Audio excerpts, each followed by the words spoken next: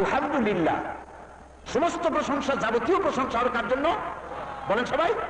আল্লাহর জন্য। এখন কোন আল্লাহ, কোন আল্লাহর প্রশংসা? সেই কথা আল্লাহ রাব্বুল আলামিনের সামনে বলতেছেন, আলহামদুলিল্লাহি রাব্বিল আলামিন। প্রশংসা সেই আল্লাহ যিনি তামাম জাহানের পাল্লেওয়ালা রব। বলুন তো কি রব? রব কারে বলো? রব শব্দের অনেক অর্থ আছে, কিন্তু এইখানে রব শব্দ ব্যবহার করা হয়েছে প্রতিপালনকারী অর্থে, লালনকারী, প্রতিপালনকারী। আমি অনেক অর্থের দিকে যাব না। কেউ যদি আমাকে জিজ্ঞেস করে যে আপনি আমাকে বলেন রব শব্দ এক কথায় বুঝাই দিতে হলে কিভাবে আপনি বুঝাবেন, যদি কেউ আমাকে জিজ্ঞেস করে, তাহলে জবাবটা আমি এভাবে দেব। রব বলা হয় তাকে, খুব লক্ষ্য করুন, যাহার যখন যে জিনিসের যতটুকু প্রয়োজন তাহাকে তখন চাহিদার পূর্বেই যিনি তার প্রয়োজন মিটিয়ে দেন তার নাম রব। চাইবার আগে প্রয়োজন মিটান তার নাম রব। তিনি প্রতিপালনকারী। তিনি শুধু সৃষ্টি করেন না, প্রতিপালন করেন। তিনটি কথা লক্ষ্য করুন। রব শব্দের অর্থ হলো সৃষ্টি করেন, প্রতিপালন করেন, পূর্ণতায় পৌঁছে দেন। এ হচ্ছে রব। শুধু সৃষ্টি করে যদি আমাদের ছেড়ে দিতেন তাহলে আমরা বেশি দিন বাঁচতাম না। যদি প্রতিপালন না করতেন বেঁচে থাকার পথ ছিল না। পূর্ণতায় যদি পৌঁছে না দিতেন তাহলে মায়ের কোলের মধ্যে পড়েই থাকতাম, বড় হইতাম না, আর বিয়ে শাদী করে বাচ্চা টাচ্চা ইত্যাদি এই দেশের সালাম এগুলোর মধ্যে অংশ নিতে পারতাম না। সৃষ্টি করেন, প্রতিপালন করেন, পূর্ণতায় পৌঁছে দেন। দেখেন কি রব তাকে বলে। রব সব কিছু সৃষ্টি করেছেন আর প্রয়োজন মিটিয়ে দিয়েছেন। দেখুন কোরআনে কারীমে আল্লাহ রাব্বুল আলামিন বলেন, আফালা ইয়ানজুরুনা ইলাল ইবলি কাইফা খুলিকাত। আমি উটকে কেমনে করে বানাইছি তোমরা কি তা দেখছো? উটকে কিভাবে বানালাম দেখেছো কি তা? কোরআন শরীফে অনেক কিছুকে আল্লাহ পাক অনেক কিছু থাকতে উটের কথা, পাহাড়ের কথা বললেন, উটের কথা বললেন, এত জন্তু ছুঁয়ে উটের কথা বললেন কেন? রুবুবিয়ত কাকে বলে? প্রতিপালনের পদ্ধতি দেখো। তার বিভিন্ন তাফসীরে আসছে যে উটের কথা এই জন্য বলা হয়েছে যে উটের হাঁটু দুইটা। উটের হাঁটু, সমস্ত প্রাণীর হাঁটু একটা, উটের হাঁটু দুইটা। উটের পিঠের উপরে বসার জন্য পিঠটা তো এরকম উঁচা, এর উপরে হাওদা লাগিয়ে তার উপরে বসতে হয়। আবার এমন কিছু উট আমি দেখেছি আফ্রিকান উট, যে উঠে দুইটা চুল, এদিকে একটা ওদিকে একটা, মাঝখানে একটা লোক বা দুইটা লোক বসে একটা হেলান দিয়ে আর একটা ধরিয়া তারপরে চলতে পারবে, কোনো অসুবিধা হবে। আল্লাহ উটের পিঠে সোনা বানাইছে।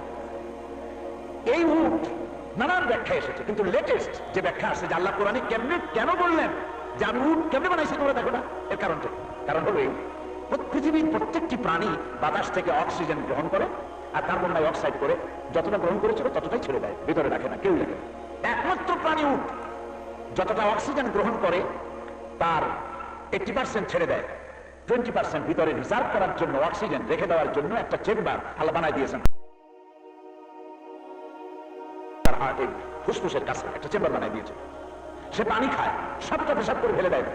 তার পানি গলার কাছে আরেকটা চেম্বার আছে, ওয়াটার ট্যাঙ্কি আরেকটা চেম্বার আছে যেখানে পানি জমা করে সে রাখে। কেন? কারণ হলো মরুভূমির মধ্যে সাইমুন লু হাওয়া, ঝোড়ো হাওয়া প্রবাহিত হয়। এই ঝোড়ো হাওয়া প্রবাহিত হলে পরে একদিন, 3 দিন, 5 দিন, 7 দিন পর্যন্ত এই ঝোড়ো হাওয়া অব্যাহত থাকে। আমার জীবনে একবার আমি মরুভূমির এই লু হাওয়ার মধ্যে পড়ে গিয়েছি। কুয়েত থেকে আমার মাহফিল ছিল সৌদি আরবের বর্ডারে একটা স্বর্ণের খনি, সেখানে শ্রমিকদের আয়োজিত মাহফিল। অন্তত কুয়েত থেকে 100 মাইলেরও কি 1.5 মাইল হবে যেতে হবে। প্রতিমধ্যে গাড়ির মধ্যে রাত, তখন টের পাচ্ছি যে বৃষ্টি হচ্ছে, মনে হচ্ছে যেন এই গাড়ির ছাদের উপর বৃষ্টি পড়তেছে। ড্রাইভার এবং সাথে যারা ছিল তাদের মুখ মলিন হয়ে গেছে। আমি জিজ্ঞেস করলাম কি বৃষ্টি নাকি? না বৃষ্টি না। কি? তো বললো যে ঝড় শুরু হয়েছে, বালুর ঝড়। বালুর ঝড় যদি ক্রমান্বয়ে হতেই থাকে তাহলে বালুগুলো উড়ে সেই গাড়িগুলো বালুর তলায় চাপা পড়ে যায়, মানুষগুলো মরে যায়। বোঝেন অবস্থা তখন আমার কি অবস্থা। আল্লাহ আল্লাহ করতে থাকলাম। আমাদের গাড়ি প্রায় টায়ার দেবে গেল, বালিতে বালি ভরে গেল, গ্লাসের কাছাকাছি পর্যন্ত বালি এসে গেছে। দোয়া করে গলা শুকাই গেছে। আল্লাহ দয়া করে বন্ধ করে দিলেন। যদি এইভাবে অব্যাহত থাকতো তো সেখানে গাড়ির মধ্যেই কবর হয়ে যেত। তো মানুষেরা এই লু হাওয়ার মরুভূমির বালুর ঝড় টের পায় আর সময় মতো আশ্রয় নিয়ে নেয়। কিন্তু মরুভূমিতে অসংখ্য উট ঘোরাফেরা করে, ওরে কেউ সিগন্যাল দেয় না, ওর পাশে কোনো আশ্রয় নাই।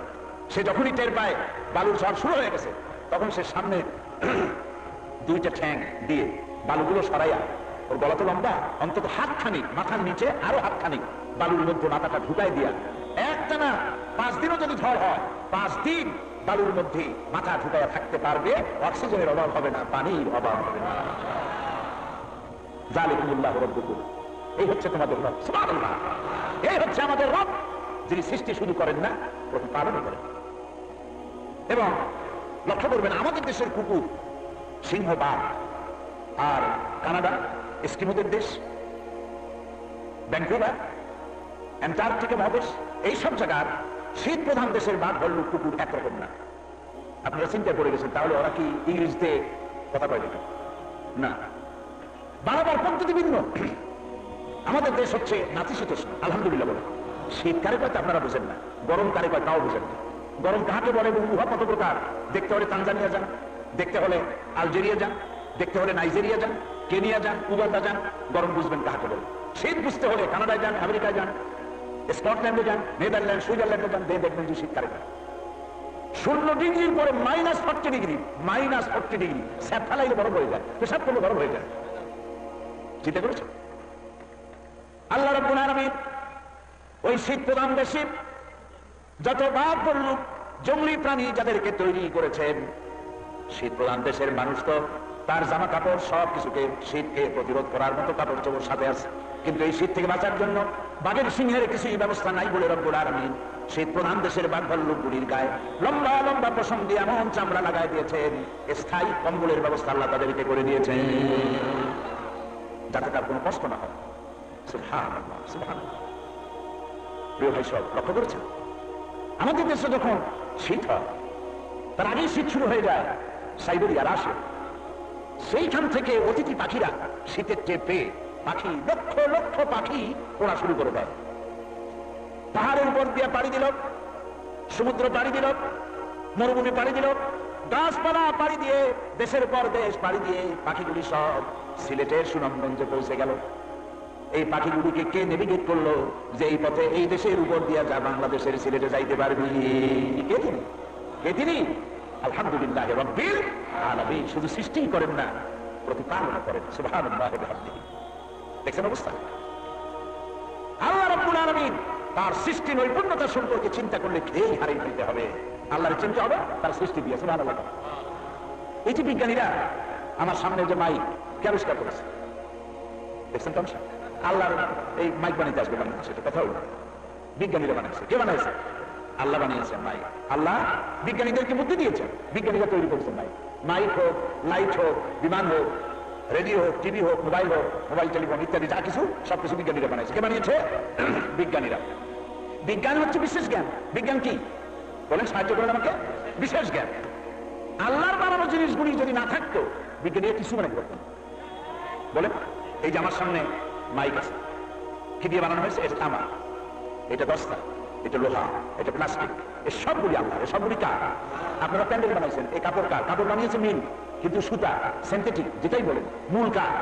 আল্লাহ। সবটাই আল্লাহ থাকে। বিজ্ঞানীরা আল্লাহর বানানো জিনিস না থাকলে কিছু বানাইতে পারতো না। তারপরেও বিজ্ঞানীদের কাছে চ্যালেঞ্জ রইল, সারা পৃথিবীর বিজ্ঞানীরা চেষ্টা করুক একটা চাউল বানাইতে পারে নাকি?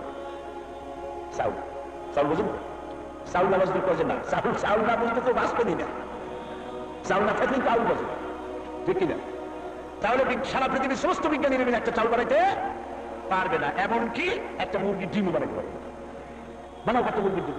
পাথর দিয়ে বানাইতে পারবে, প্লাস্টিক দিয়ে বানাইতে পারবে, কুসুম হবে না, বাচ্চা হবে না, ঠিক কিনা? তাহলে বিজ্ঞানীরা যা বানাবে তার পেছনে কি লাগবে? এখন দেখেন আল্লাহ পোকামাকড়ের কত বিজ্ঞান দিচ্ছে। দেখেন বড় বড় বিজ্ঞানী বাদ দেন, চলেন পোকামাকড়ের কাছে যাই। সূরা আন-নাহল, সূরা আন-নাহল আল্লাহ রাব্বুল আলামিন বলছেন, وَأَوْحَى رَبُّكَ إِلَى النَّحْلِ أَنِ اتَّخِذِي مِنَ الْجِبَالِ بُيُوتًا وَمِنَ الشَّجَرِ وَمِمَّا يَعْرِشُونَ। আর তোমার রব মৌমাছিকে ওহী করলেন। তার মানে মৌমাছির কাছে জিবরাইল আসেন।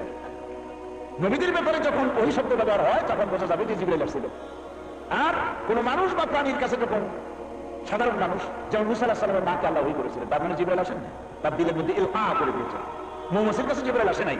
ওয়া আওহা রাব্বুকা ইলান নাহলি, তোমার প্রভু মধুমক্ষিকাকে নির্দেশ করলেন কি? আনিত্তাখিযি মিনাল জিবালি বুয়ুতা, পাহাড়ে ঘর বানাও, ওয়া মিনাশ শাজারি, আর গাছের ডালে ঘর বানাও, ওয়া মিম্মা ইয়ারিশুন, আর এরকমের সে জায়গা, বিছানো রকমের জায়গায় ঘর বানাও। তারপরে কি করো সেটা পরে বলুন। এই যে তিনটা জায়গায় ঘর বানাইতে কইলেন, কে কইলেন বলেন? আল্লাহ পাক। মধু শিফাউল লিন্নাস, সমস্ত মানুষের জন্য প্রত্যেকটি রোগের প্রতিষেধক। সুবহানাল্লাহ। এত আস্তে সুবহানাল্লাহ কোন আপনারা? আলহামদুলিল্লাহ। মৌমাছিকে বলা হলো পাহাড়ে বানাও, যে জায়গায় গাছ নাই সে জায়গায় মানুষের মতো খাবে না, বড় বড় গাছ নাই সেখানে মধু খাবে না, আল্লাহর বানানো জিনিস সব জায়গায় মানুষ খাবে, সেটা হলো আল্লাহ পাকের রুবুবিয়তের ব্যবস্থা। তাই পাহাড়ে মৌচাক বানাও, জঙ্গলের মধ্যে মৌচাক বানাও ডালে, আর বিছানো জায়গায় অমিম্মা ইয়ারে শুন, বিছানো জায়গায় গিয়ে মৌচাক বানাও। সেটা কোথায়? সেটা হলো যেখানে গাছ নাই, পাহাড় নাই, বড় বড় বাড়ি আছে, বিল্ডিং এর কাজ দিচ্ছে, ওখানে গিয়ে বানাও। তা আমরা সুবহানাল্লাহ করতে চাবো না। এখন দেখেন মৌমাছিরে আল্লাহ কি জাতীয় বিজ্ঞান দিচ্ছে, দুনিয়া সব বিজ্ঞান ফেল। পরে আল্লাহ ঘর বানাইতে করলেন, সে যায় ঘর বানাইলো। ওর কাছে মেশিন টুল ছিল, মেশিন টুলস বোঝেন, ছাত্ররা বুঝেন। ওর কাছে স্কেল নাই, ওর কাছে মেশিন টুলস বলে কিছু নাই, জ্যামিতি বক্স নাই। আছে নাকি জ্যামিতি বক্স? জ্যামিতি বক্স নাই, কিন্তু মৌচাকের প্রত্যেকটি চেম্বার 6 কোণ বিশিষ্ট। মৌত খাইছেন জন্মের খাওয়া, কিন্তু চাকরি দেখছেন একটু দেখেন, খালি জন্মের খাওয়া খেয়ে না। প্রত্যেকটি চেম্বার 6 কোণ, কটা কোণা? 6 কোণা। একটা চেম্বারের সাথে আরেকটা চেম্বারের কোনো বেবিল নাই, সবগুলি একরকম চেম্বার সে বানাইলো, অথচ তার কাছে কোন রকমের মেশিন টুলস ছিল না। এটা হলো মৌমাছির ইঞ্জিনিয়ারিং টেকনোলজি। ঘরে থেকে কোনো শিল্পের, আমি থাকি মহাশক্তি অট্টালিকা পড়ে, তুমি কত কষ্ট পাও রঘুবৃষ্টি ঝরে। কি সুন্দর কবিতা। আগের কবিতা মিলও ছিল আর বোঝাও যাইতো। আর এখনকার কবিতা কি? এখনকার কবিতা হচ্ছে, আমি বাসে যাচ্ছিলাম, ট্রাক উল্টে পড়লো, টাকা করে উড়ে গেল, শকুনি মরক খাইতেছে। কারণ এর কোনো আঘাও নাই, কোনো মাথাও নাই। আগেরকার কবিতা, সুন্দর সুন্দর কবিতার মধ্যে অনেক কিছু জানার ছিল, শিক্ষা ছিল। এই যে ছোটবেলায় সীতানাথ বসা, তার বই একটা কি জানো না, আদর্শ, ছোট্টবেলায় পড়ছি, এখনো মুখস্থ আছে। হিন্দু হোক, ইসলাম অনেক উদার, আলহামদুলিল্লাহ। কর হিন্দু খ্রিস্টান বলবো, যেই হোক, ভালো কথা যে বলবে আমি তা গ্রহণ করতে পারবো। যে কথা আমার আল্লাহ এবং রাসূলের সাথে নাফরমানি হয় না, এমন সব ভালো কথা আমি গ্রহণ করতে পারি। এই উদারতা ইসলামে আছে। সীতানাথ বসা লিখেছেন, সদা সত্য কথা কহিও, গুরুজনকে ভক্তি করিও। তারপরে হ্যাঁ হ্যাঁ সদা সত্য কথা বলবো, রক্তই তুমি মিথ্যে কথা বলি না। এইসব কথা এখন মনে আছে। এখন ছেলেরা শিখবে কি করে? ওই বই নাই, এখন আছে কি? এখন আছে হাট্টি মাটির টিপ, তারা মাঠে পারে গোড়ার টিপ, বাদ বা কোন পায়রা মাথায় দিয়ে টায়, আর বাপের মাথা কি শিখবে? যাই হোক, ওই কবিতার দিকে যাওয়া দেখার নেই। চলেন আমরা বাবুই পাখির বাসা।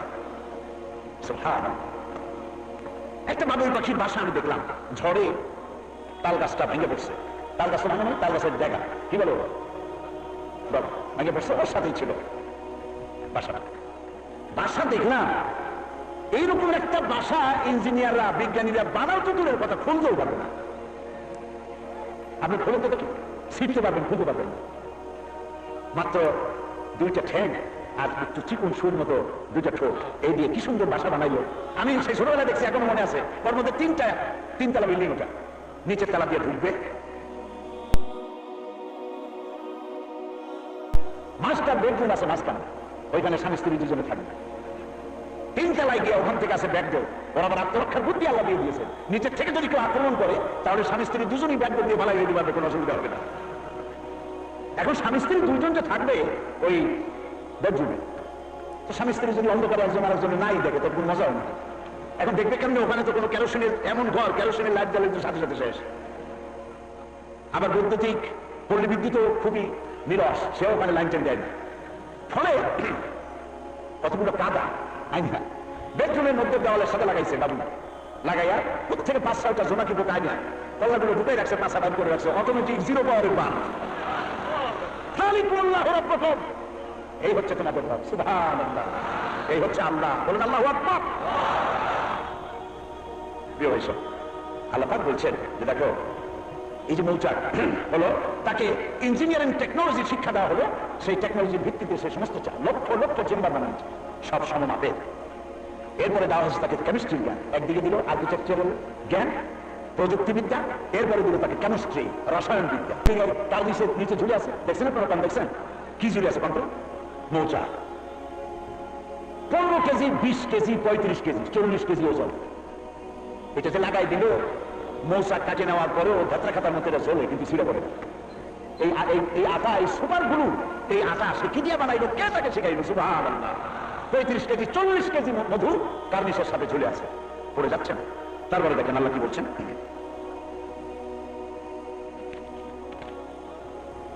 ثم كلي من كل الثمرات فاسلكي سبل ربك ذللا।